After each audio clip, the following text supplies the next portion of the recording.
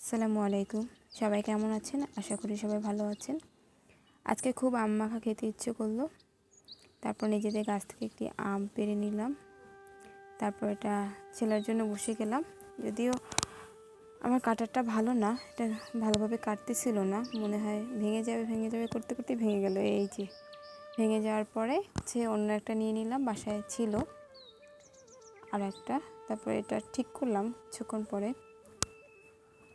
আর একটা কাটার দিয়ে ভালোভাবে আমগুলো ছিলে নিচ্ছিলাম।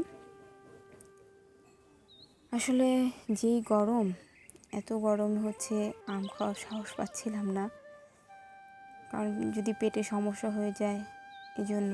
তারপরও মনের শান্তি, বেশি না, একটাই আম পেরেছি। এই আমটা পেরে ছুলে নিয়েছিলাম। ছুলে নেওয়ার পরে এবারে এটা পাতলা পাতলা স্লাইস করে কাটার জন্য রেডি।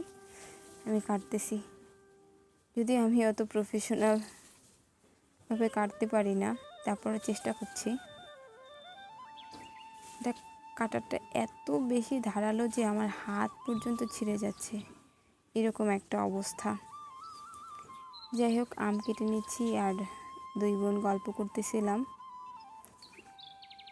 যে ও বলতেছিল যে তুই না পারলে আমার কাছে দে। আমি বললাম সে না, ঠিক আছে, আমিই পারবো। এরপর আমি কেটে নিচ্ছিলাম। তো কাটতে কাটতে আমটার বিচিটা শক্ত হয়ে গেছে, যদিও কিছুদিন পর আম পেকে যাবে। তো আমটা ছিঁড়ে নিচ্ছি, আমের বিচিটাও রেখে দিলাম। এরপর এটা মাখানোর জন্য প্রিপেয়ার হয়ে গেছে। দেখতেছিলাম এটা কী আসলে। তো এরপর আমি আজকে আম মাখা খাবো গুঁড়া মরিচ দিয়ে, যেটা রান্নার কাজে আমরা ইউজ করি, সেটা দিয়ে যে গুঁড়া মরিচ দিয়ে নিচ্ছি। তারপর লবণ দেওয়ার পরে সরিষার তেল দিয়ে নেব। সরিষার তেল দেওয়ার পরে এরপরে ভালোভাবে আমটা মাখিয়ে নেব। যে দিয়ে নিলাম,